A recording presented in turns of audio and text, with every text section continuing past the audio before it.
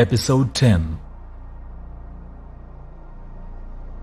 The wake-up call at 8:15 a.m. woke Neil from a deep sleep, and he answered in a panic, not knowing where he was. But his mind cleared rapidly and he thanked the operator before bounding out of bed. The first thing he did was open the draperies and look at the hazy sunshine. Directly below was the pool with a handful of people swimming laps. Neil looked forward to doing the same sometime during the day. It would be a good treatment for his anxiousness and jet lag. With his anticipation building, he rushed into the bathroom and jumped into the shower. He brushed his teeth, combed his hair into some semblance of order, and pulled on a fresh shirt and clean jeans. Thus prepared, he sat on the edge of the bed and pressed the operator button with a trembling finger. His idea was to pretend he was calling from LA, and during the course of conversation, try to find out her day's plans.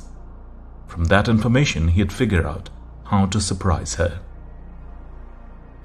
It seemed like it was taking forever for the operator to answer. "Come on," he urged impatiently. When the operator finally answered, he gave Jennifer's name. The next thing he heard was the phone ringing in her room, and expecting to hear her voice at any second, his excitement grew. After almost a dozen rings, Neil was convinced she wasn't going to pick up, so he replaced his receiver. Next he tried her cell, but it got to her voicemail only after one ring, suggesting she'd not turned it on. He hung up. With some disappointment, he contemplated his next step. He did think there was a chance she was in the shower, and he could call her room again in 5 to 10 minutes. But as agitated as he had become, he wasn't about to just sit there. Neil got his keycard, left his room, and descended down to the lobby level. His next thought was that she could be having breakfast. The restaurant was nearly full, and as he waited in the line to talk to the maitre d', his eyes scanned the entire multi-level room. To the left of the highest level against the back wall was a substantial buffet. To the right, down several levels, were the picture windows facing the gardens and the pool. Again, Neil had to suffer disappointment. He didn't see her. "How many persons?" the maitre d' asked when it was Neil's turn. "Just one," Neil said. As the maitre d' got up the menu to give to one of the seating guests, Neil asked, "Would you by any chance be familiar with a hotel guest by the name of Jennifer Hernandez? She is—" "I am," the maitre d' said, "and you are the second gentleman looking for her this morning. She has yet to come in for breakfast." "Thanks," Neil said, encouraged. She must have been in the shower when he called earlier. Neil allowed the host to lead him to the table for two near the windows, but didn't sit down. "Where is the nearest house phone?" "There are several in the hallway leading to the restrooms," the young woman said. She pointed. Neil thanked her and hurried over. His heart was again pounding in his chest, which surprised him. He hadn't anticipated getting excited as he was, and it made him wonder if he was more attached to Jennifer than he was willing to admit. When the operator came on the line, Neil again asked for Jennifer's room. Feeling confident he was going to get her this time, he even began to ponder an opening line. But he didn't need one. The same as earlier, the phone just rang and rang. Finally, Neil disconnected. As sure as he had been that she'd answer, he was even more disappointed than he had been earlier. He even experienced a touch of paranoia by irrationally wondering if she had been warned he was coming and was deliberately avoiding him. "That's utterly ridiculous," Neil murmured, when his more sane self intervened. Deciding that a good breakfast was in order, Neil headed back to his table. As he walked, he wondered if her absence had anything to do with the other gentleman, who has been looking for her, and as he pondered the question, he realized something else. He felt jealous. Positioning himself at his table so he could see the hostess stand, he picked up the menu and motioned for the waiter. Inspector Naresh Prasad directed his government-issue vintage white Ambassador automobile into the Yamal Palace Hotel driveway and accelerated up the ramp to the hotel's entrance. As it was nearing 9 a.m., there was a profusion of other cars arriving and discharging their businessmen occupants. When it was Naresh's turn, one of the resplendently attired and turbaned doormen waved him forward and then put a hand for him to stop. He opened the ambassador's door, straightened up, and saluted as Naresh alighted from the car. Having gone through this ritual before, Naresh had his billfold open, displaying his police identification. He held it up almost at arm's length, so the impressively tall doorman could see it and check the photo if he so chose. Naresh recognized there was an element of humor in the scene, as he was on the short side. At 5'3", he made the nearly 7-foot Sikh look like an absolute giant. "I want the car parked up here by the door and ready for a quick departure if it is needed," Naresh said. "Yes, Inspector Prasad," the doorman said, indicating he had carefully checked Naresh's ID. He snapped his fingers and directed one of the uniformed parking valets on where to put the car. Naresh self-consciously tried to make himself as tall as possible as he walked up the few steps toward the hotel's double doors and past a group of hotel guests waiting for transportation.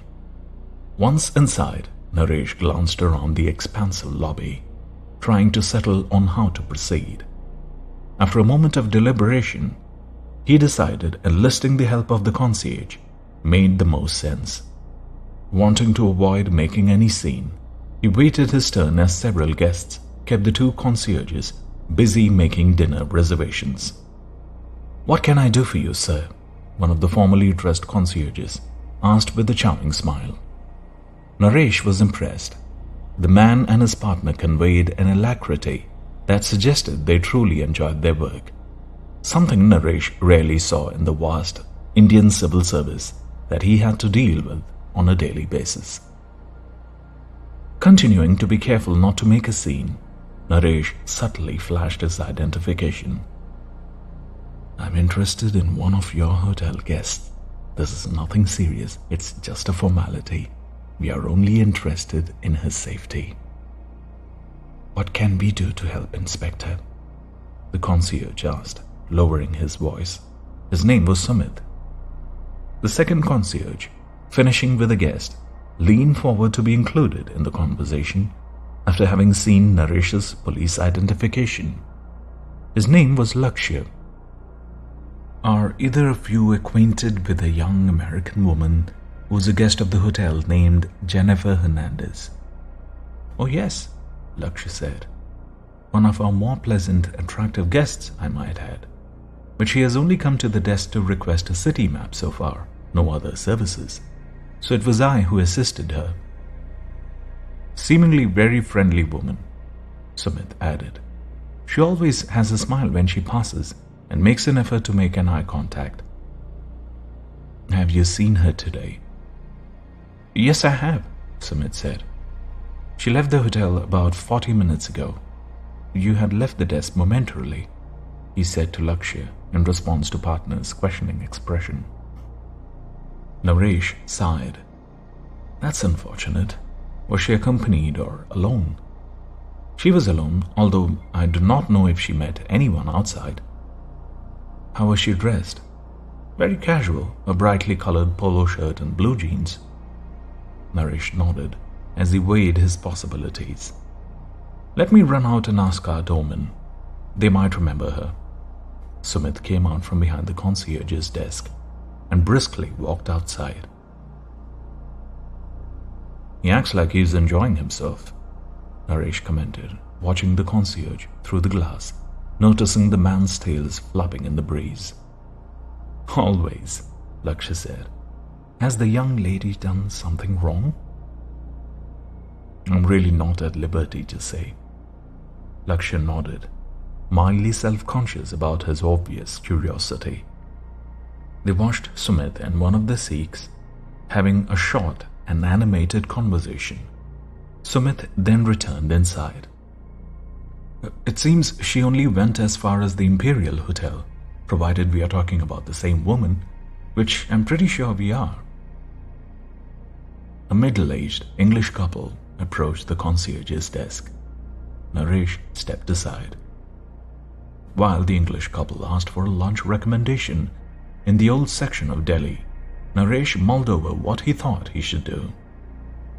At first he thought about rushing over to the Imperial, but then he changed his mind, realizing it had been close to an hour that Jennifer had been away, and that he might miss her, especially with no one there who could make a positive identification. He decided to stay at Amal in hopes she was not out for the day and would soon return. At least at Amal, he had the concierges available for identification purposes. "Thank you for your help," the Englishwoman said after Sumit handed her a lunch reservation. The moment the English couple turned to leave, Naresh moved in to regain his spot.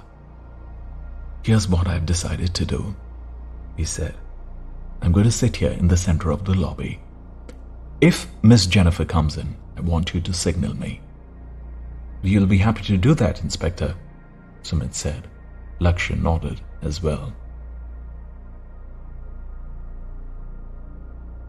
Jennifer looked across the breakfast table at Rita Lucas and was impressed with how well the woman was holding up. When Jennifer had first arrived at the Imperial Hotel, the woman had apologized for her appearance, explaining that she had been unwilling to look at herself after being up all night, first at the hospital for a number of hours, then on the phone with family and friends. She was a slim, pale woman, the opposite of her late husband. She reflected a kind of shy, desperate defiance in the face of the tragedy in which she had found herself. "He was a good man," she was saying, although he could not control his eating. He tried, I had to give him credit, but he couldn't do it, even though he was embarrassed at how he looked and embarrassed at his limitations. Jennifer nodded, sensing that the woman needed to talk. Jennifer got the impression that it was she more than her husband who was embarrassed and who had urged him to undergo the obesity surgery, which had now resulted in his death. Earlier, Rita had admitted that the hospital had tried to push her into making a decision about disposition of the body. She said they presented it as a suggestion at first, but then became progressively more insistent. Rita admitted had she had not spoken with Jennifer first, she surely would have given in and had the body cremated. "It was their inability to explain how he died that really influenced me," Rita had explained. "First it was a simple heart attack, then a stroke with a heart attack, then a heart attack causing a stroke. They couldn't seem to make up their minds. When I suggested an autopsy, that's when they got almost belligerent. Well, at least the case manager got angry. The surgeon seemed unconcerned." "Did they mention whether he had turned blue when he had his heart attack?" Jennifer had asked. "He did mention that," Rita had responded. "He said that the fact it cleared so dramatically with artificial respiration had made him optimistic he was going to pull through." Rita paused for a moment before asking, "What about your forensic pathologist friends who are on their way to help with your grandmother? You mentioned they could check my husband's case as well. Is that a possibility?" "They are en route, so I haven't had a chance to ask them, but I'm sure it will be fine. I would really appreciate it. The more I thought about your comment about us owing it to our loved ones, the more I agree. From everything you've told me, I have become suspicious too. I will ask them tonight when they arrive and get back to you tomorrow," Jennifer said. Rita sighed, and as a few new tears welled up, she carefully pressed a tissue against each eye in turn. I think I'm talked out, and I know I'm exhausted. Maybe I'd better head upstairs. Luckily, I had a couple of old Xanax tablets. If I ever needed one, this is the time. Both women stood and spontaneously hugged. Jennifer was surprised at how frail Rita felt. It was as though if she squeezed too hard, some bones might crack. They said goodbye in the lobby. Jennifer promised to call in the morning, and Rita thanked her for listening. Then they parted. As Jennifer exited the hotel, she promised herself a real taxi, not an auto rickshaw, on her ride back to the Yamal. October 18th, 2007, Thursday, 9:45 a.m., New Delhi, India. On the relatively short run from the Imperial Hotel back to the Yamal Palace Hotel, Jennifer decided the regular taxi wasn't that much more relaxing than the auto rickshaw, except for having sides, provided at least the impression of being safer. The taxi driver was as aggressive as the auto rickshaw driver had been, but his vehicle was slightly less maneuverable. En route and after checking the time, Jennifer reconfirmed her plans of doing some sightseeing during the morning and exercising and lying around the pool in the afternoon.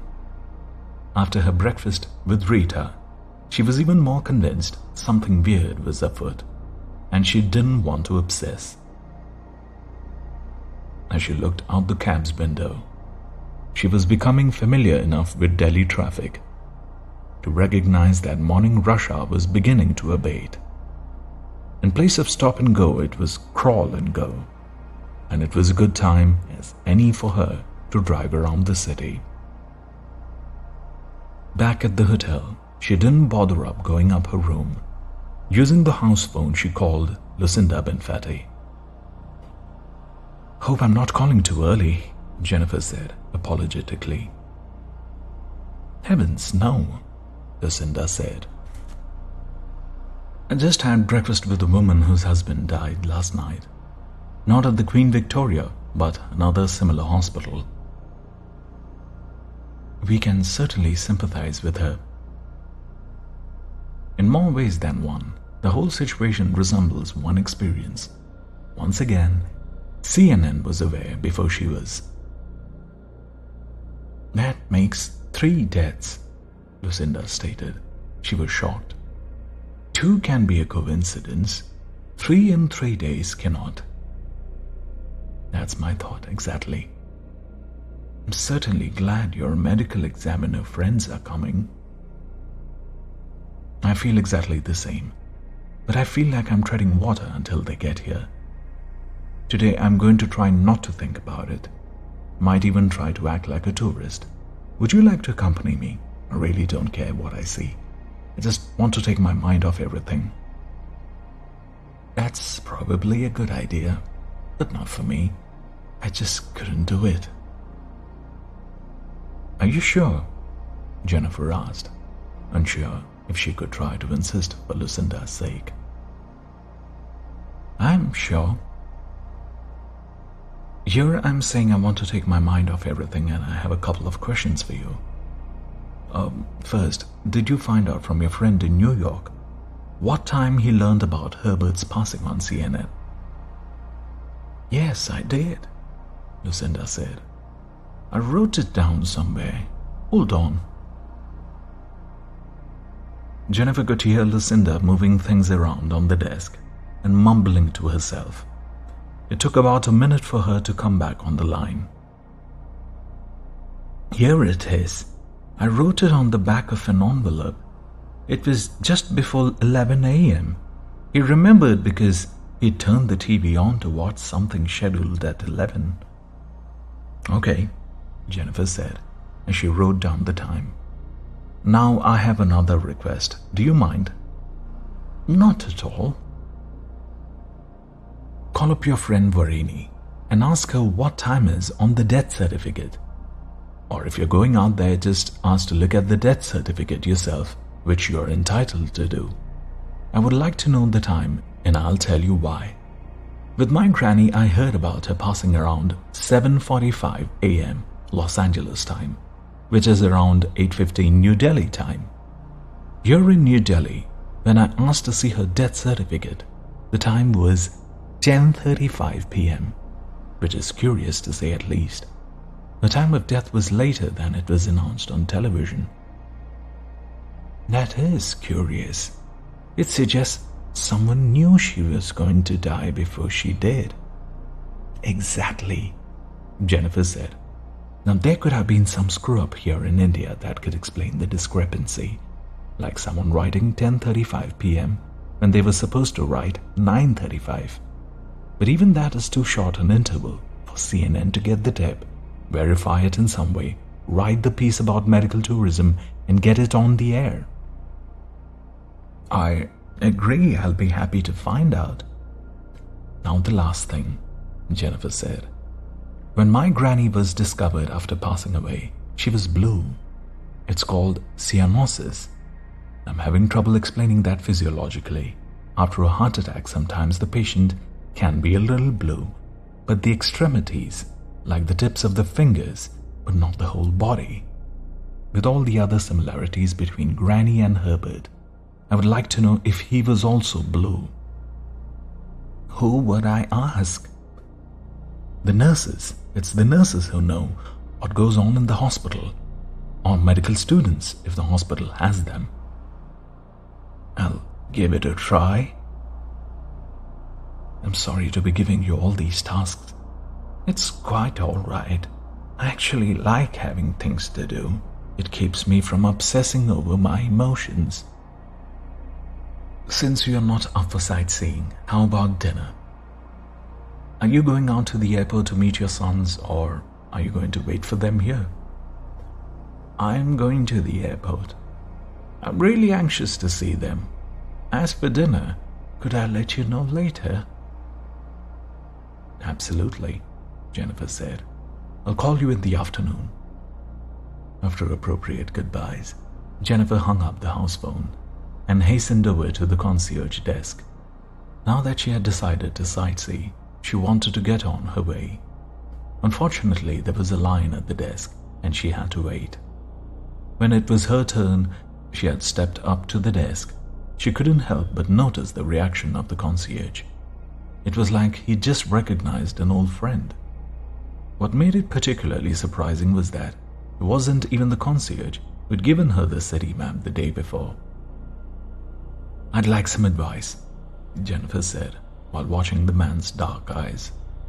Rather than making proper eye contact, he seemed to be intermittently looking over Jennifer's shoulder out into the lobby, so that even Jennifer herself turned to see if there was something going on, but she saw nothing unusual. What kind of advice? The man asked, finally engaging Jennifer with normal eye contact. I want to do a little sightseeing this morning, she said. She noticed the man's name was Sumit. What would you recommend for 2 or 3 hours? Have you seen Old Delhi? Sumit inquired. I haven't seen anything. Then I suggest Old Delhi for certain, Sumit said while reaching for a city map. He opened the map with a practiced shake and smoothed it out on the desktop. Jennifer looked down at it. It was identical to the one she'd gotten the day before. Now, this is the area of New Delhi. Now, this is the area of Old Delhi, Sumit said, pointing with his index finger. Jennifer followed his pointing finger, but out of the corner of her eye, she saw Sumit wave his right hand over his head, as if trying to get someone's attention. Jennifer turned to look into the lobby area to see who Sumit was waving at, but no one seemed to be returning the gesture. She looked back at the concierge, who seemed mildly embarrassed, and lowered his hand like a child being caught, reaching for the cookie jar. Sorry, Sumit said. I was just trying to wave at an old friend. It's quite all right, Jennifer said. What should I see in Old Delhi? For sure, the Red Fort, he said, poking a finger at it on the map. He took her guidebook and flipped it open to the proper page. Perhaps only second to Taj Mahal in Agra, it might be India's most interesting landmark. I particularly like the Diwane Am. It sounds promising, Jennifer said, noticing that the man no longer seemed to be distracted in the slightest. Good morning, Miss Hernandez, the second concierge said when he'd finished with his last client and was waiting for the next to step up. It had been he who had given her the city map the day before. Good morning to you, Jennifer responded. Miss Hernandez is going to visit Old Delhi, Sumit said to Lakshya. You will enjoy it, Lakshya said while waiting for the next hotel guest to approach. What about after the Red Fort? Jennifer asked. Then I recommend you to visit the Jama Masjid Mosque, built by the same Mughal emperor. It is the largest mosque in India. Is this area near these two monuments a bazaar? Jennifer asked. Not only a bazaar, but the bazaar. It is the most wonderful labyrinth of narrow gullies and even more narrow katras where you can buy almost anything and everything. The shops are tiny and owned by the merchants, so you must bargain. It is marvelous. I suggest you walk around the bazaar shop, if you are so inclined, and then walk to the restaurant called Kareem's for lunch, Sumit said, pointing at the map. It's the most authentic Mughlai restaurant in New Delhi. Is it safe? Jennifer asked. I prefer not to get Delhi belly. Very safe. I know the maitre d'. I'll call him and tell you you might be stopping in. If you do, ask for Amit Singh. He will take good care of you. Thank you, Jennifer said.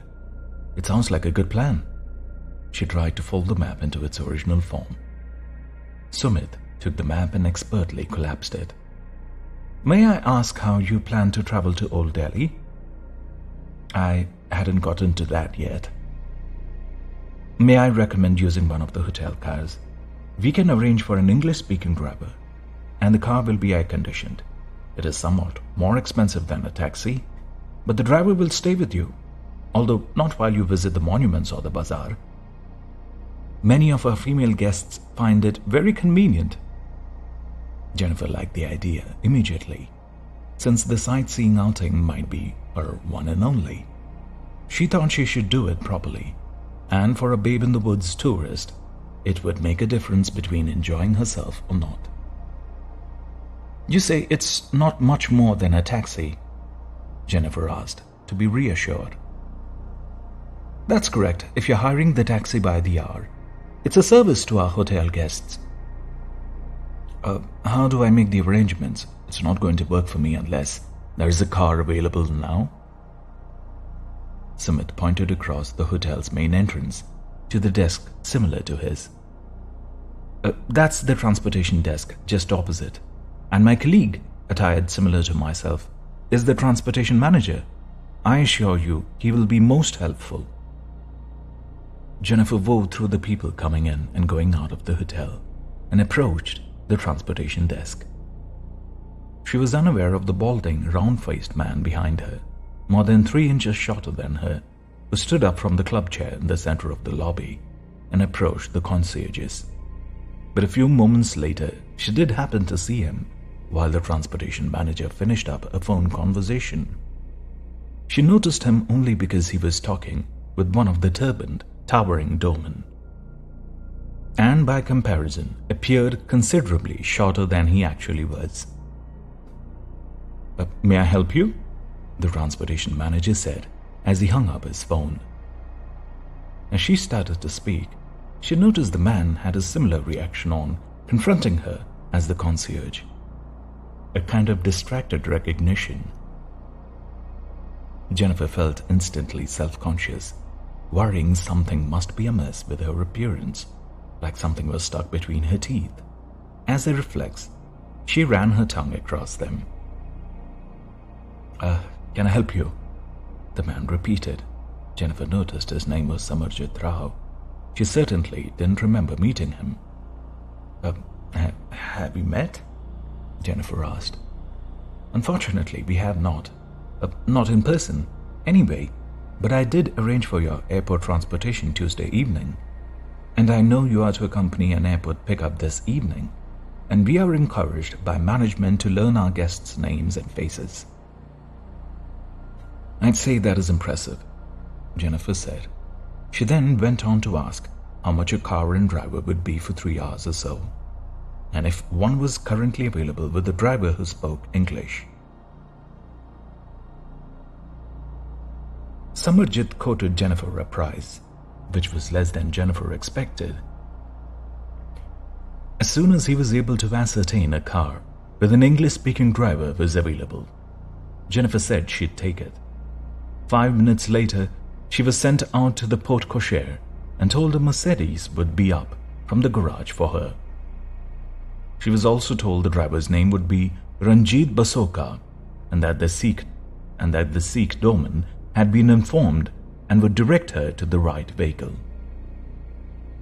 As she stood waiting for the hired car to appear, she amused herself by observing the mix of nationalities, but in doing so she didn't make a particular note of a man dressed in black, in several gold chain necklaces, exit the hotel, weave his way through the crowd, and climb into a black Mercedes.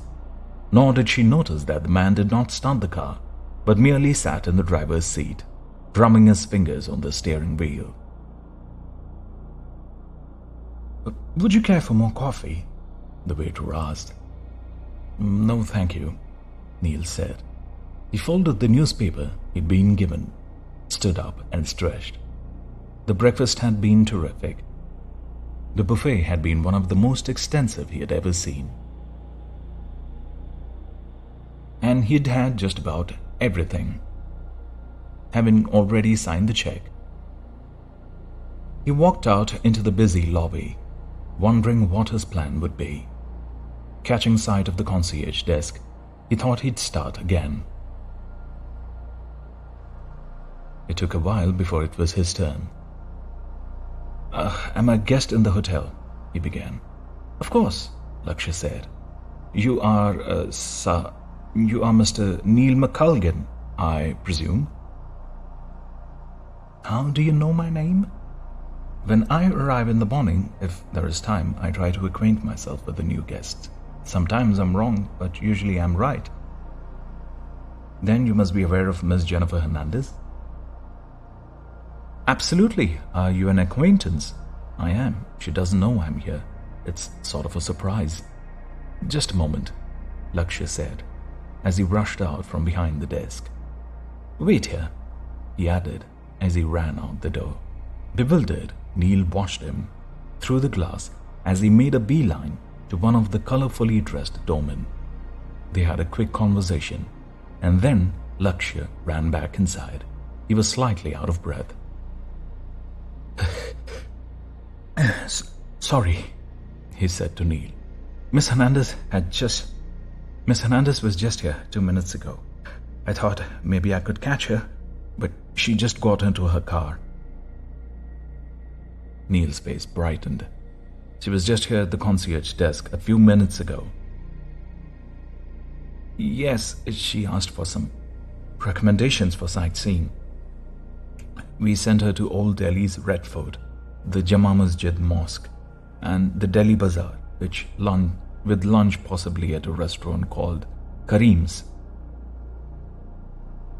"In that order?" "Yes, I believe you could catch her at the Red Fort if you hurry." Neil started for the hotel exit when the second concierge called out. "She's using hotel car, a black Mercedes. Ask the transportation manager its tag number. It might be useful." Neil nodded and waved as he heard, then headed to the transportation desk, got the vehicle tag number and the mobile number of the driver, and then rushed out to snare a taxi. Jennifer was instantly grateful she allowed the concierge to talk to her into hiring a hotel car for her outing. Once she was nestled within the muffled, air-conditioned comfort of the Mercedes, it was like being on a different planet, compared with either the auto rickshaw or the regular taxi. For the first 15 minutes, she enjoyed gazing out at the spectacle of the Indian streets with their fantastic collection of conveyances, the crush of people, the admixture of animals, from restive monkeys to bored cows. She even saw her first Indian elephant. The driver, Ranjit, was dressed in a fitted, carefully pressed, dark blue uniform. Although he spoke English, his accent was so strong Jennifer found it hard to understand him. She tried to make an effort as he pointed out various landmarks, but she eventually gave up and resorted to merely nodding her head and saying things like, "Very interesting," or "That's wonderful." Eventually she opened up her guidebook and turned to the section dealing with the Red Fort. After a few minutes, the driver noticed her concentration on the book and fell silent. For almost half an hour she read about the architecture and some of the fort's history to the point of being unaware of the traffic or her route. Nor was she aware of two cars that were following hers. One was a white Ambassador, another a black Mercedes. At times these trailing cars were very close, especially when they stopped for a red light or backed up traffic. At other times they were quite far away, but never out of sight. "We'll soon be seeing the Red Fort on the right," Ranjit said, "just beyond this traffic light." Jennifer looked up from her reading, which had switched from the Red Fort to the Jama Masjid. What she immediately noticed was that Old Delhi was significantly more crowded than New Delhi, with both people and conveyances, especially more cycle rickshaws and animal-drawn carts. There was also more trash and debris of all sorts. Plus there was more activity, such as people getting shaves or haircuts, medical treatment, fast food, massages, their ears cleaned, clothes cleaned, shoes repaired, and teeth filled. All in the open with a very little equipment. All the barber had was a chair, a tiny cracked mirror, and few implements, a bucket of water, and a large rag. Jennifer was mesmerized. Everything about living life that was secreted away behind closed doors in the West was being done out in the open. For Jennifer, it was a visual overload. Every time she glimpsed an activity and wanted to question her driver what people were doing or why they were doing it in the open, she saw something else more surprising. "There's the Red Fort," Ranjit said proudly. Jennifer looked out of the windshield at a monstrous, crenellated structure of red sandstone, far larger than she had imagined. "It's huge," she managed. Her mouth was agape. As they drove toward the western wall, it seemed to go on forever. "The entrance is up here on the right," Ranjit said, pointing ahead. "It's called the Lahore Gate. That's where the Prime Minister addresses the Independence Day rally." Jennifer wasn't listening. The Red Fort was overwhelming. What she'd read about it, she'd envisioned something about the size of the New York Public Library, but it was vastly larger and constructed with marvelously exotic architecture. To explore it adequately would take a day, not the hour or so she had intended. Ranjit turned into the parking area in front of the Lahore Gate. A number of huge tour buses were parked along one side. Ranjit motored by them and stopped near a group of souvenir shops. "I will wait just over there," he said, pointing to a few highly stressed trees, providing a bit of shade. "If you don't see me the moment you come out, call me and I will come directly back here." Jennifer took the business card the driver extended toward her, but didn't answer. She was gazing at the immensity of the fort and recognizing the futility of trying to see a famous edifice the size of the Red Fort in an hour. It certainly would not do it justice. Adding to that negative feeling was the general exhaustion she felt with her jet lag, the lulling sensation the car had provided, and her admission she was not much of a sightseer of old buildings. Jennifer was a people person. If she was to make an effort, she'd prefer to see people than crumbling architecture any day of the week. She was far more interested in the spectacle of Indian street life, a portion of which she'd just witnessed from the car. "Is there something wrong, Miss Hernandez?" Ranjit asked. After handing her his car, he continued looking at Jennifer. He made no effort to move. "No," Jennifer said. "I just changed my mind. I assume we are close to the bazaar area." "Oh, yes," Ranjit said. He pointed across the road, running the length of the Red Fort. "The whole area south of Chandni Chowk, the main street leading way to the Red Fort, is the bazaar area. Is there somewhere convenient for you to park so that I can wander in the bazaar? There is a parking at Jama Masjid Mosque, which is at the southern area of the bazaar." "Let's go there," Jennifer said. Ranjit made a rapid three-point turn and accelerated back the way they'd come, raising a cloud of yellowish dust. He also hit his horn as they bore down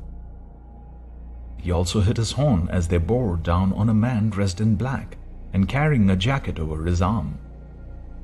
What Ranjit didn't see was a short man standing at the refreshment stand toss away a canned soda and sprint for his car. "Is Chandni Chowk both a street and a district?" Jennifer asked. She had gone back to reading her guidebook. "It's a little confusing." "It is both," Ranjit said, although stopped at the traffic light. He hit his horn again as a taxi turned into the parking area, or the Lahore gate, more rapidly than appropriate, came within inches and sped past. Ranjit took his fist and shouted some words in Hindi that Jennifer assumed were not used at high tea. "Sorry," Ranjit said.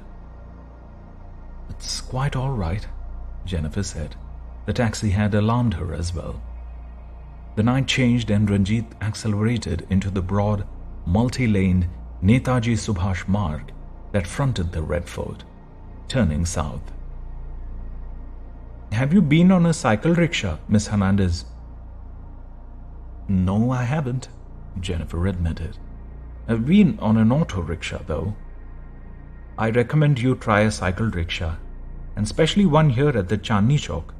I can arrange for one at the Jama Masjid, and he can take you around the bazaar. The lanes are called gullies and are crowded and narrow, and the katras are even more narrow. You need a cycle rickshaw, otherwise you'll get lost. He will be able to bring you back when you wish." "I suppose I could try one," Jennifer said, without a lot of enthusiasm. She told herself she should be more adventuresome. Ranjit turned right off the wide boulevard and was promptly engulfed in the stop-and-go traffic on a narrow street.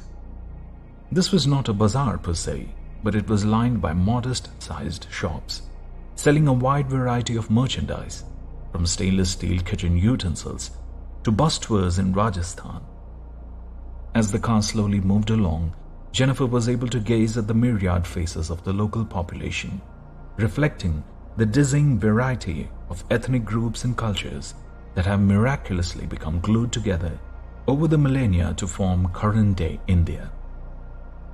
The narrow street butted into the exotic-appearing Jama Masjid Mosque, where Ranjit turned left into a crowded parking lot. He jumped out and told Jennifer to wait for a moment. While Jennifer waited, she took note of something about the Indian temperament. Although Ranjit had left the car in the middle of the busy parking area, none of the parking attendants seemed to care. It was like she and the car were invisible despite blocking the way. She couldn't imagine what a firestorm She could imagine what a firestorm it would have caused to do something similar in New York. Ranjit returned with the cycle rickshaw in tow. Jennifer was horrified. The cyclist was a pencil-thin, with protein-starved, sunken cheeks. He didn't appear capable of walking very far, much less pumping hard enough to move a three-wheeled bicycle supporting Jennifer's 114 pounds. "This is Ajay," Ranjit said. "He will take you around the bazaar wherever you like to go. I suggested the Dariba Kalan with its gold and silver ornaments. There is also some temples you might like to see. When you want to come back to the car, just tell him." Jennifer climbed out of the car and then, in some reluctance, up into the hard seat of the cycle rickshaw. She noticed there was little to hold on to, making her feel vulnerable. Ajay bowed and then started pedaling without saying a word. To her surprise, he was able to propel the cycle with apparent ease by standing up and pedaling. They rode along the front side of the Jama Masjid until they were soon engulfed by the extensive bazaar. By the time Dhaval Narang got back to his car at the Lahore gate at the Red Fort, Ranjit had already gotten a green light and had accelerated southward to join the traffic coming from Chandni Chowk Boulevard. Hurrying, Dhaval was able to get to the light before it turned red. Accelerating as well, he rushed after the hotel's car, trying desperately to keep it in sight. Since the traffic was heavy, it was not easy, even though he was driving very aggressively in an attempt to catch up. He was doing well until a bus pulled away from the curb in front of him and blocked even his view. Forcing himself to take even more of a chance, Dhaval pressed down the gas pedal, cut in front of the truck, and managed to get around the overly crowded bus. Unfortunately, by the time he could again see ahead, Ranjit had disappeared. Slowing to a degree, Dhaval began looking down at the side streets that headed west as he passed them.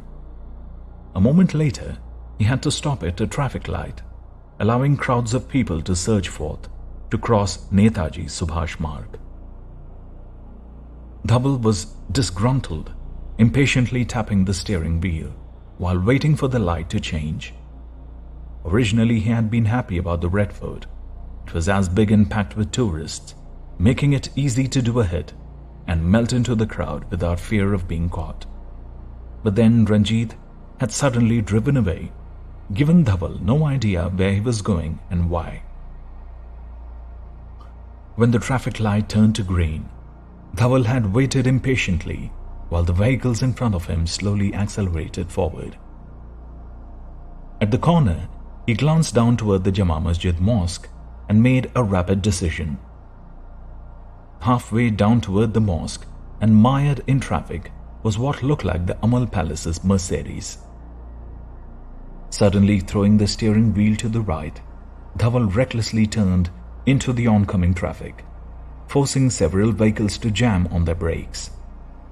Gritting his teeth, Dhaval half expected to hear the crunch of a collision, but luckily it was only screeching tires, horns, and angry shouts. Whether the car ahead was the hotel's or not, he decided to check the mosque.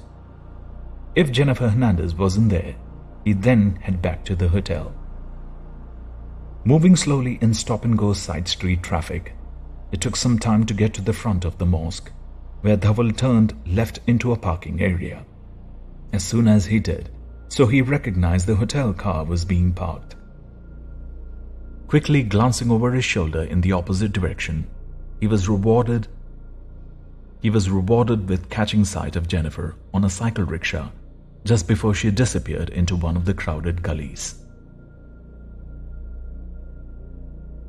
Having been told the order in which Jennifer was planning on touring Old Delhi, Inspector Naresh Prasad merely assumed she had changed her mind about the Red Fort and was moving on to the Jama Masjid. Although still hurrying to a degree, he felt there wasn't the need to put himself in jeopardy. At the same time, he didn't want to lose her, even though he was progressively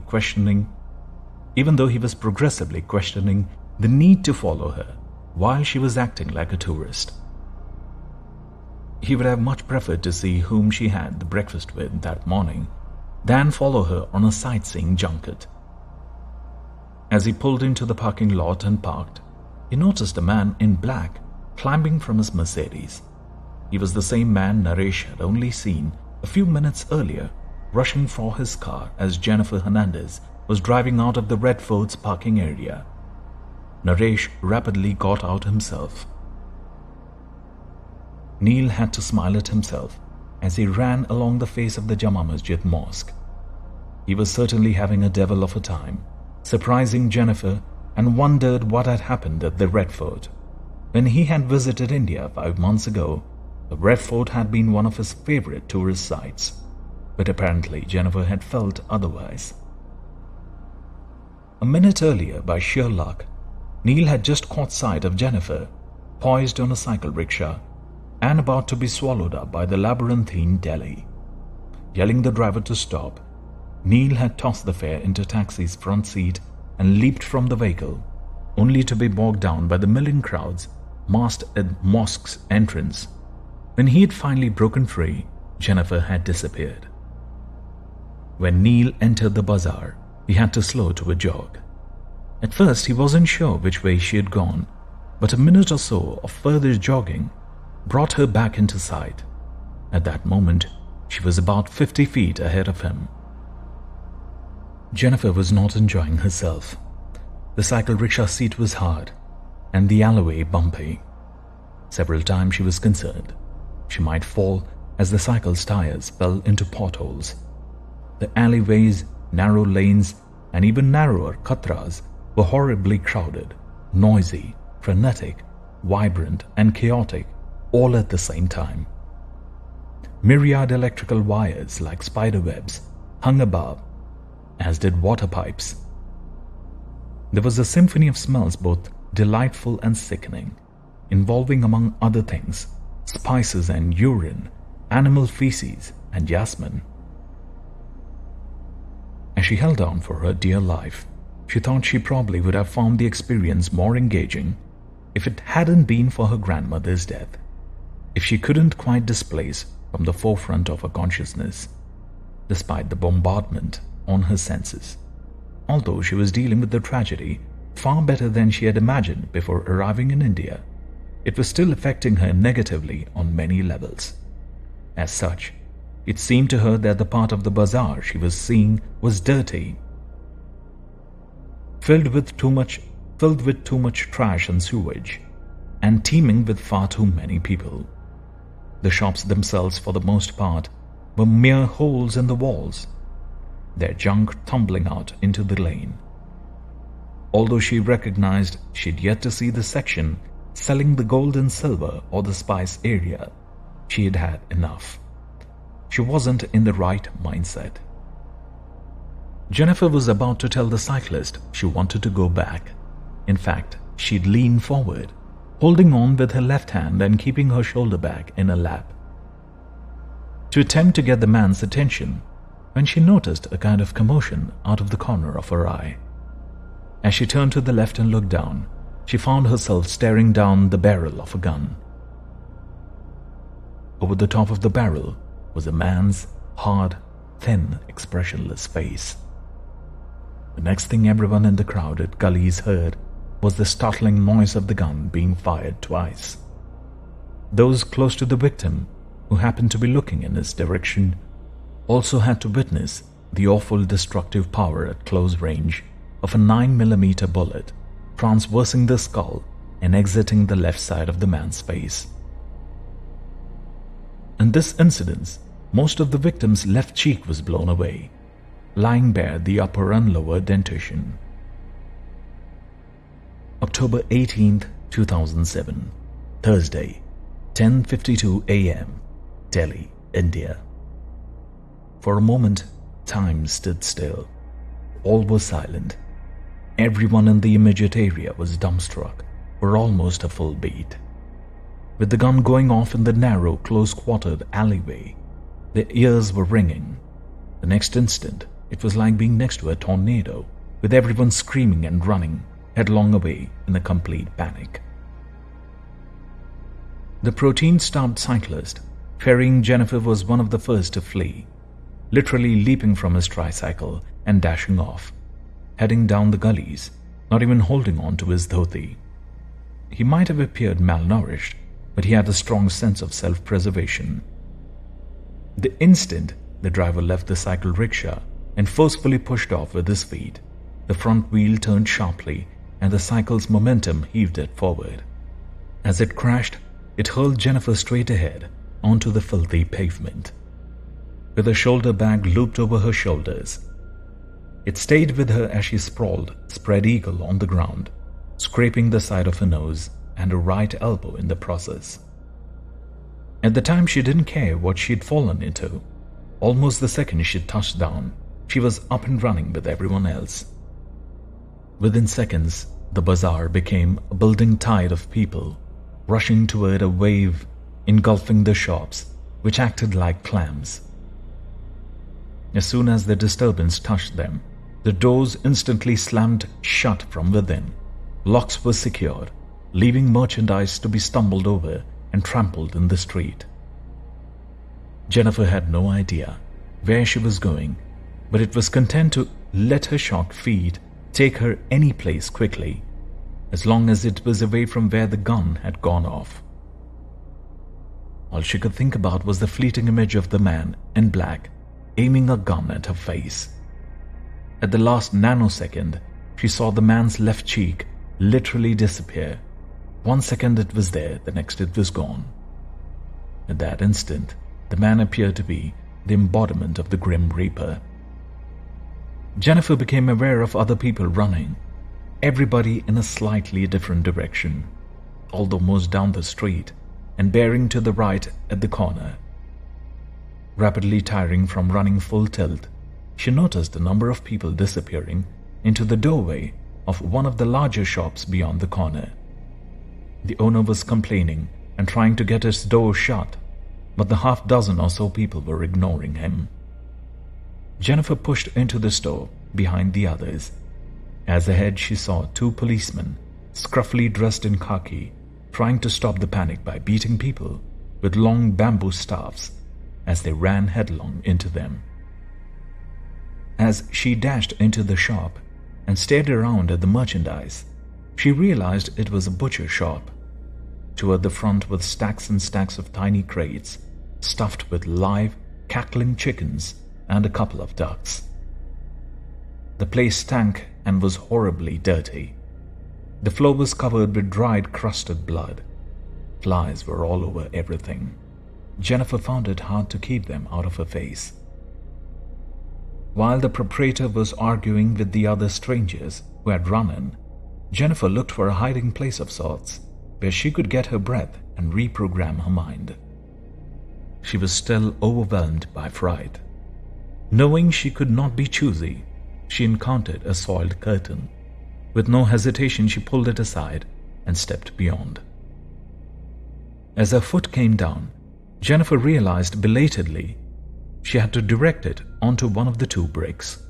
The same with the other foot. She had inadvertently stepped into a makeshift toilet. Balancing herself, she pulled the curtain back into place. Next, she managed to turn herself around without stepping off the bricks. The facility was just a hole, 2 bricks, and a faucet. The argument between the owner and the interlopers was still going on out in the narrow store. Jennifer resumed the language with Hindi. She tried not to breathe through her nose. The smell was repulsive. Now that she was stationary, Jennifer shivered. She looked at her hands and then tentatively smelled. It didn't smell good. Whatever it was she had landed in, when she pitched out of the tricycle, at least it wasn't feces. She looked down at the faucet, shrugged and bent down to rinse off her hands. At that point, it sounded as if a new person had gotten into the shop and was arguing with the owner. This time, it was in English. But the individual said little. It was mostly the owner carrying on very angrily. Worrying about what was happening, Jennifer stood up, turned and listened. It sounded like the owner was trying to get up. Just when Jennifer had generated the courage to peek around the curtain, it was rudely whipped to the side, causing her to cry out, as did the person doing the whipping. It was Neil McCulgan. "God, you scared me half to death," Neil complained with a hand pressed to his chest. "You!" Jennifer complained with equal vehemence. "What about me? And what in God's name are you doing here?" "There'll be time to explain," Neil said. He extended a hand for Jennifer to step off the brakes. Behind him, the owner was busy trying to extricate himself from the stack of tiny chicken cages, where he presumably been pushed. Several of the cages had broken, and the released chickens were nervously pacing around the immediate area. She shook her head and raised her hands as a warning. You don't want to touch me. I was tossed out of the tricycle into some..." "I know, I saw." "You did?" Jennifer stepped off the brakes. She briefly glanced at the dozen half Indians she'd followed into the shop. "I most certainly did." "I want you Americans out of here," yelled the owner, after catching the chickens and cramming the poor birds into occupied cages. "I want everyone out of here." "Let's go," Neil said, keeping himself between the owner and Jennifer. There's nothing to be running from. Outside, things had pretty much returned to normal. People were no longer in panic and were beginning to drift back into the street. Shops were reopening, and the two policemen were no longer beating anyone. Best of all, it seemed no one had gotten hurt other than the person who was shot. "All right, this is far enough," Jennifer said, halting in the middle of the alley. She was trembling now that she had a moment to think about what she had experienced. It had all transpired so fast. "Do you know what happened?" "Sort of," Neil said. "I was behind you trying to catch up when the shooting occurred. I've been trying to catch you from the moment you left the hotel. I missed you at the Red Fort." "I couldn't handle visiting it," Jennifer confessed. "And it turned out I couldn't handle the bazaar either. I was trying to get the cyclist to turn around and take me back to the car when the shots rang out. Anyway, I got to the mosque and I just caught a glimpse of you disappearing on the cycle rickshaw. I had to run through all those people in front of the mosque to try not to lose you in this labyrinth." Neil made a sweeping gesture with his hand. "I wasn't even sure which direction you had gone, but I hurried best I could despite the crowd.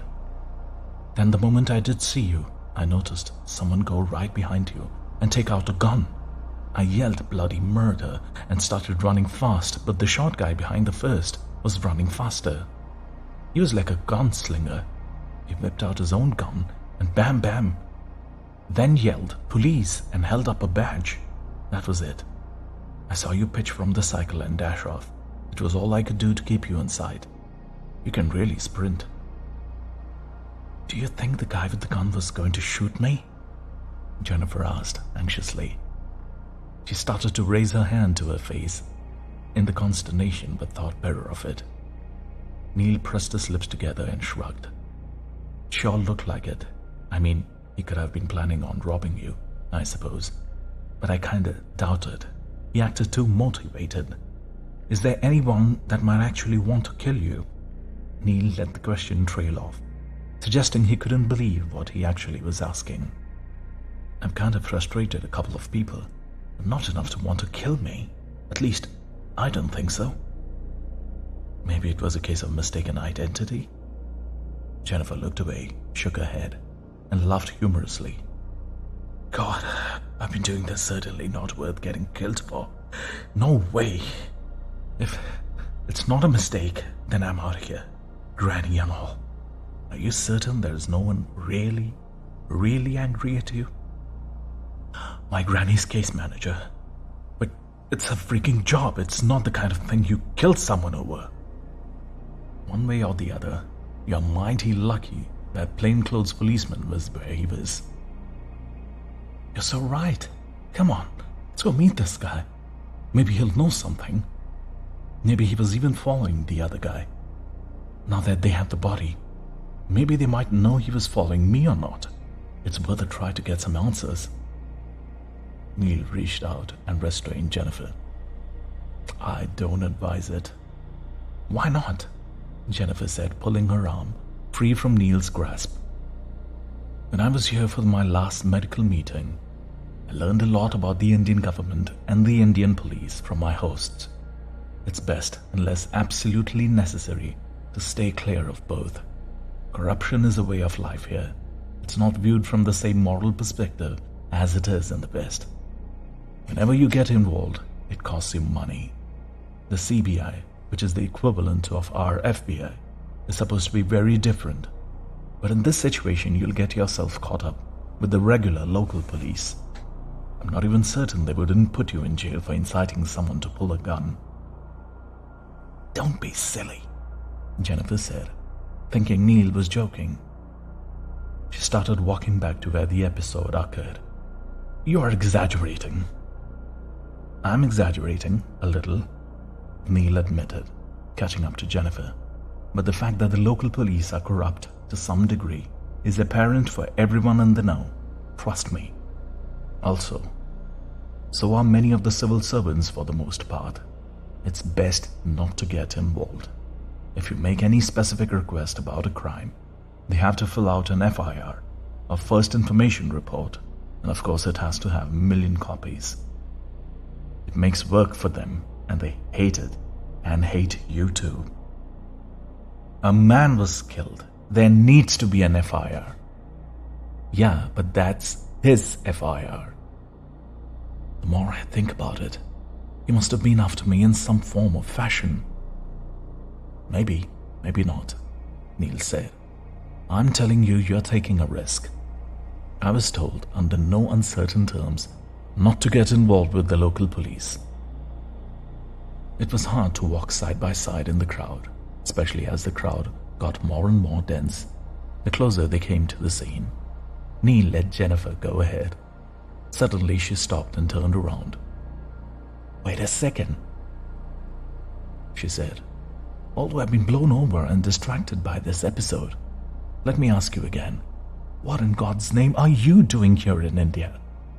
I mean, the question has popped into my mind several times, but this attempt on my life has tended to dominate my attention.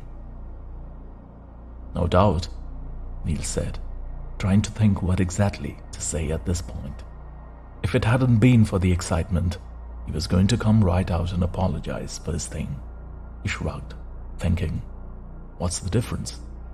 I'm here because you asked me to come, and because you suggested you needed me. I really didn't take that seriously back in LA. I was more concerned. I'm afraid about a surfing meet that's taking place today at La Jolla.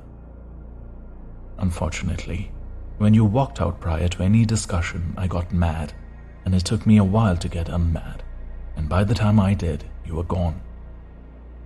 When did you get here? Jennifer asked. Last night. I wasn't going to disturb you if you were asleep. The problem is they wouldn't even tell me your room number, so I couldn't put my ear against your door. Why didn't you call me to let me know you were coming? Easy, Neil said with a short laugh of self-mockery. I was afraid you would tell me to turn around and go home. I mean, I wasn't even confident you would take my call, or if you did take it. Knowing you as I do, I wasn't even sure you wouldn't just tell me to drop dead. That would be that. I might have, Jennifer acknowledged. I was more than disappointed at your response. I can tell you that. I'm sorry. I didn't give the situation the significance it deserved at the time, Neil said. Jennifer was thoughtful for a moment, chewing on the inside of her cheek. Then she turned around again and pushed through the crowd. The cycle rickshaw was still lying on its side. The body was still there as well, uncovered, with the left side of the face gone and teeth visible. It looked like it was grimacing. That's the driver, Jennifer whispered, motioning with her chin toward the emaciated cycle rickshaw driver squatting on the ground. There were several policemen in khaki uniforms standing on either side of him. "See what I mean?" Neil whispered back. "The poor guy's probably under arrest." "You really think so?" "I wouldn't be surprised. It looks to me as if the short guy is in charge. What do you think?" Naresh Prasad was walking to several other uniformed police officers standing near the body. Must be some kind of plainclothes detective or something. "You really think I shouldn't go talk to them?" Jennifer asked. "Put it this way, what do you know? Nothing. You don't even know if the guy followed you from the Amal Palace or just saw you here and said there's a millionaire Westerner." "Get out of here," Jennifer said. "There's no way for you to know, that's the point. They don't know either. If you insist on getting involved, you're not going to learn anything, and you're not going to add anything, and it will possibly cost you some money. Besides, if you change your mind, you can tell them tomorrow, or this afternoon for that matter. No one is going to fault you for getting the hell out of here under the circumstances." "All right," Jennifer snapped. "You've talked me out of it, at least for now. Let's get back to the hotel. I think I need a drink or something. I'm still shaking." "Good choice," Neil commented. "What we can do is head over to the American Embassy at some point, either today or tomorrow, and get their take. And if they think you should file an FIR, you do it. Because then they'd be involved and there won't be any screwing around." "Fair enough," Jennifer said. The crowd near the killing blocked most of the gullies. On one side, several policemen were keeping a narrow side right-of-way open against the far wall. To create it, the police had required the local merchants to clear the street of merchandise. Jennifer and Neil again had to walk in a single file. As Jennifer passed, she looked back at the cycle rickshaw still lying on its side. She could see where in the street she had fallen. She glanced briefly again at the driver. He had not been allowed to move, which tended to give further credence to Neil's point about not getting involved unless there was some compelling reason. Her eyes also briefly passed over the short plainclothes policemen as they came abreast of where he was standing, causing her to do a double take. The officer was looking at her. For several beats, Jennifer and Inspector Naresh Prasad's eyes locked together before Jennifer self-consciously looked away. "Don't look now," Jennifer said in a low voice over her shoulder at Neil, "but that short policeman was staring at me. Let's not get paranoid." "Really? He was? Do you think he recognizes me from being in the cycle rickshaw?" "I haven't the slightest idea. I mean, if he recognizes you from being involved, you don't have a lot of choice. We have to talk to him." Jennifer stopped, but didn't immediately turn around. "I feel nervous," she said. "Turn around," Neil said under his hand to keep from being overheard. They were only about 20 feet from the policeman. If the bazaar hadn't been quite so noisy, they might have been able to hear parts of the man's conversation. Taking a breath, Jennifer slowly turned. At that point, it was not a clear line of sight between herself and Inspector Prasad.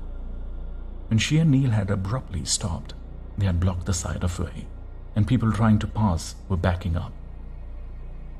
Still, Jennifer could see the side of the policeman's face, and if he turned his head only 90 degrees, he would be looking directly at her. But he didn't turn his head, nor did he interrupt his conversation with the uniformed officers. "He's not looking at you," Jennifer agreed. "Let's get out of here before he does," Neil said, grabbing Jennifer's arm and giving it a tug. As the crowd thinned, they were able to pick up the pace and soon emerged from the shadows and tunnel-like atmosphere of the bazaar. The enormous Jama Masjid was now in front to the right.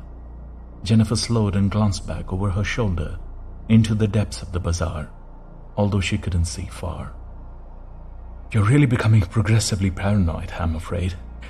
Neil commented between breaths. You would be paranoid too if someone pointed a gun at you and got killed in the process. Can't argue with you there. Around the front entrance of the mosque, they had to slow with the crowds of tourists who had just preyed on them. Jennifer continued checking over her shoulder, and as they neared the parking area, it paid off. Don't look, Jennifer said, continuing forward. But that short plainclothes policeman is actually following us. Neil stopped, but didn't turn around. Where is he? Behind us. Come on, let's get out of here. No, let's see if he approaches us, Neil said. Hey, I'm responsible for you leaving the scene of a crime. I don't want you getting into trouble for it. Now you're saying conflicting things. I'm not really. As I said, if he recognizes you as having been in that cycle rickshaw, we need to talk to him. Can you still see him? Jennifer turned around and scanned the crowd. No, I don't. Neil turned around and looked. There he is, moving away from the mosque. Another false alarm. Where? Neil pointed. You're right. They watched as Inspector Prasad disappeared up the street that butted into the Jama Masjid. Jennifer glanced at Neil and shrugged. Sorry. Don't be silly. Until he turned up at that street, I would have thought he was following us as well. Jennifer and Neil continued on, entering the parking lot. Neil, as the taller one, was able to rise up to his toes and see over the sea of cars. The first black Mercedes they saw was not the Amal Palace car, but the second one was. Then it took the parking attendants almost 20 minutes to move all the cars boxing it in. 5 minutes after that, Jennifer and Neil were back on the main road, heading south toward the Amal Palace. I thought you were going to go to Karim's, the driver said to Jennifer while glancing at her in the rearview mirror. I lost my appetite, Jennifer called from the back seat. I just want to go back to the hotel. Have you seen any sights here in Delhi? Neil asked Jennifer. None, Jennifer said. This was to be my big attempt. Unfortunately, it was a bust. She held out her hand. It was trembling. Not as much as it had been right after the shooting event, but grossly shaking nonetheless. Despite this disaster, I gather you're doing much better dealing with your grandmother's issues than you thought you would be able to do. Jennifer took in a deep breath and let it out through partially pursed lips. I guess I am. I didn't realize how much of a separation I would be making between my grandmother's body and her soul or spirit. I don't know if there is a side benefit of going to medical school and having worked with the cadavers or what. Of course, when I looked at Granny's body the first time, it got to me. But since then, I've been thinking of it as just a used body and what it can tell us about how she died. At this point, I really want there to be an autopsy. Are they going to do an autopsy for you? I wish. No autopsy. They have a signed death certificate, and once that's signed, they want the body embalmed or cremated. My grandmother's case manager is a dead set, so to speak, on getting the body disposed of, and has been ragging on me from day one, which for me was Monday morning. Yeah, sure, Jennifer voiced with a mocking laugh. Granny's body, and that of the man named Ben Fatty, are in a cafeteria cooler. Yesterday morning, I actually saw my granny's body in there. It's not a perfect location for lots of reasons, but it's okay. It's cold enough. What's this other body you mentioned? There have been 2 other similar deaths. One was so similar to my grandmother's, it seems eerie. The other is sort of similar, but my guess would be that he was discovered immediately after he suffered whatever the other 2 suffered. Because the third one, they actually went through a real resuscitation attempt. How do you know all this? I've met the wives. I've talked both of them into not allowing their husbands to be embalmed or cremated. I think we have 3 bodies of people who have suffered some kind of a fatal medical crisis. The hospitals want to call it a heart attack, whether it's warranted or not, because all 3 have each had some kind of a cardiac history. To tell you the truth, it has been my sense that the hospital just want to get rid of these cases as soon as possible, and frankly, that has been my suspicion from day one. Could any of this be a kind of defense on your part, as a way of helping you deal with the emotional aspect of losing your grandmother? For a moment, Jennifer turned and stared out the car window. It was a good question, even though her first response was irritation that Neil would be capable of thinking she was making all this up. She turned back to Neil. I think there is something wrong with all these 3 deaths. I think they are not natural. I do. It was now Neil's turn to stare. He chose to stare down the front window. When he looked back at Jennifer, she was still looking at him. It would be something hard to prove without autopsies. I assume you've been trying to get one. To some degree, Jennifer admitted. As I said, once the death certificate is signed, they don't think about autopsies. They just want to get the body out of the cafeteria cooler. But the reason I'm treading water today is because something is happening tonight that would turn this all around. What do I have to do? Guess? Neil complained when Jennifer paused. I just want to make sure you are listening, Jennifer said. Did I ever mention to you that Granny was a nanny to a woman who's become quite well known as a medical examiner? I believe so, but remind me again. Her name is Laurie Montgomery. She works as a medical examiner in New York City, along with her husband, Jack Stapleton. I can't recall you mentioning Laurie Montgomery, but not Jack. Well, they just got married a couple of years ago. I called her Tuesday, right after I've seen Granny. I just wanted to run some things by her, and she shocked me by offering to come immediately. I guess I didn't know that Granny meant so much to her. I should have. Maria had that kind of effect on people. But then a problem arose. Laurie and Jack are in the middle of an assisted reproduction cycle, meaning Jack's got to be around to perform. Neil rolled his eyes. Anyway, to solve the problem, they're both coming and are scheduled to land tonight. The fact that they are coming won't hurt, Neil said, but I'm not sure you should be able to put so much hope on it. If you've been unable to move the authorities here, I wouldn't count on a couple of medical examiners doing much better. I happen to know that forensic pathology is not really popular field here in India, and whether or not an autopsy is done is not up to the doctors. I've heard the same, and to add to the trouble, there is more controversy over which ministry oversees what. The morgues are under the Ministry of Home, while medical examiners who use them are under the Ministry of Health. Also, the decision of whether an autopsy is indicated in a specific case is up to the police and the magistrates, not the doctors. That's my point, so I wouldn't get your hopes up too high, just because a couple of sharp medical examiners are coming to town. Get a feeling that you have done just about as much as anyone could do. Maybe so, but I'm not going to give up. Although I'm tempted about this episode today. I tell you, if Laurie and Jack weren't coming tonight, I'd be out of here. I'd be the one trying to get to you to go, and I'm not sure it wouldn't be the most sensible idea. They rode in silence, each lost in thought, and each looking out their own window at the kaleidoscopic view of the Delhi street scene.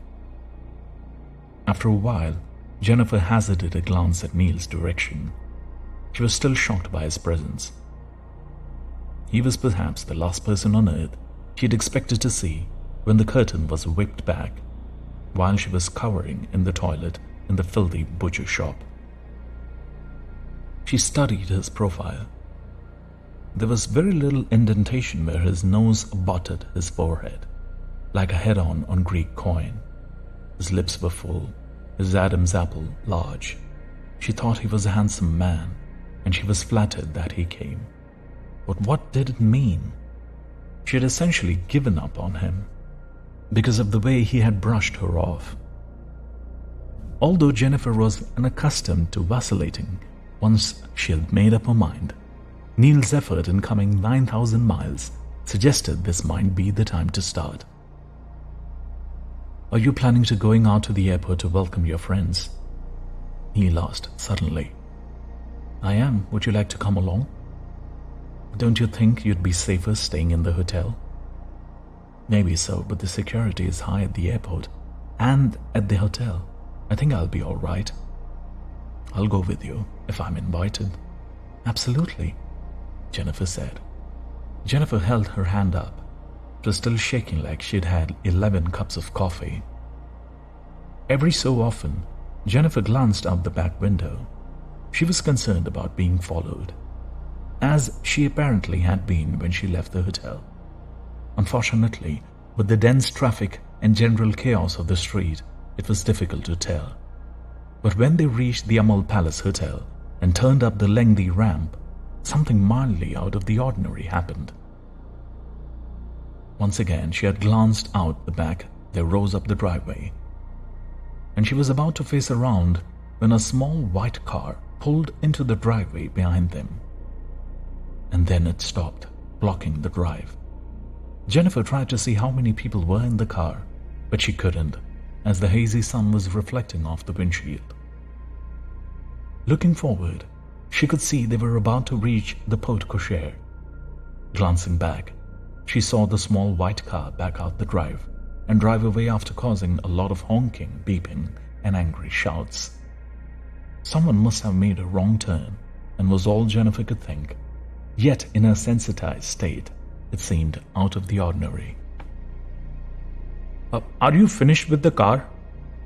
the driver asked Jennifer, pulling her attention away from the curious antics of the white car. Absolutely," Jennifer said, eager to get into the hotel. "Thank you."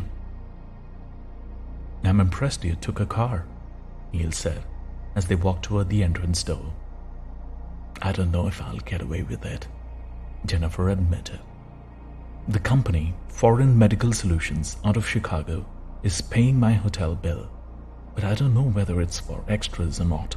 If not, I will have to go to my credit card." Inside the lobby, they hesitated. "Are you hungry?" Neil asked. "Not at all," Jennifer admitted. "I feel like I've OD'd on caffeine." "What would you like to do? Or would you like me to make a suggestion, since you're so wired?"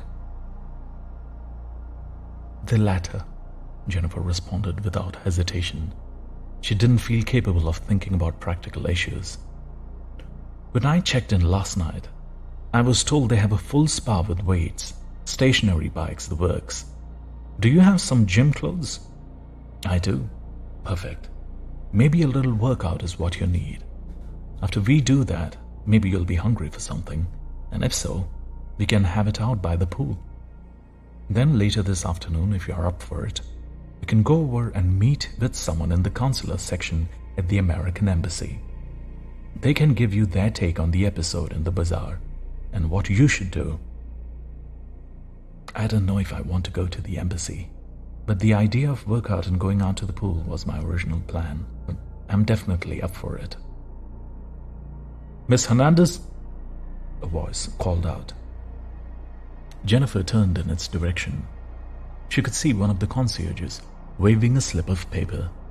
She excused herself from Neil and stepped back to his desk. "You're back early," Sumit said. "I hope you enjoyed your sightseeing." "It wasn't quite what I had in mind," Jennifer said, reluctant to tell him exactly what had happened. "I'm very sorry," Sumit said. "Is there something we could have done differently?" "I think it was my problem," Jennifer admitted, and then changed the subject. "Do you have something for me?" "Oh, yes we do. we got this urgent message for you. You are to call Kashmira Varini, and here is the message and the number." Jennifer took the number. She was vexed to be bothered. On her way back to Neil, she opened the message.